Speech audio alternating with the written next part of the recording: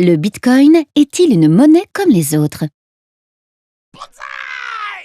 Le Bitcoin est une monnaie virtuelle qui circule sur Internet.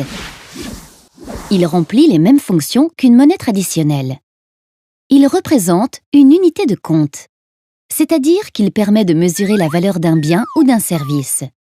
On peut, par exemple, déterminer qu'une paire de chaussettes vaut 2 bitcoins. Il facilite les échanges, c'est-à-dire qu'on peut l'utiliser pour acheter des biens et des services. Et il peut être stocké pour être utilisé dans le futur.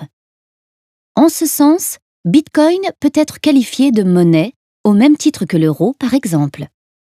Mais attention, l'euro et le Bitcoin ont des caractéristiques différentes. L'euro a un cours légal. Cela signifie qu'il est reconnu par les pouvoirs publics et que tout le monde dans la zone euro est obligé d'accepter d'être payé en euros.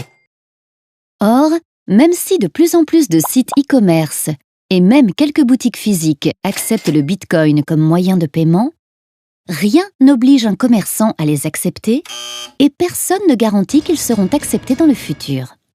L'échange de Bitcoin est donc possible uniquement entre personnes qui acceptent de l'utiliser. On dit que c'est une monnaie du fait des usages. De plus, l'utilisation de l'euro est encadrée par des systèmes centralisés. Par exemple, lorsqu'il prend ou perd trop de valeur, la Banque centrale européenne intervient pour réguler ces fluctuations. Bitcoin repose au contraire sur un système décentralisé. Sa valeur dépend donc uniquement de l'offre et de la demande. Plus les gens achètent de Bitcoin, plus leur valeur va augmenter, et moins les gens vont en acheter, plus leur valeur va baisser.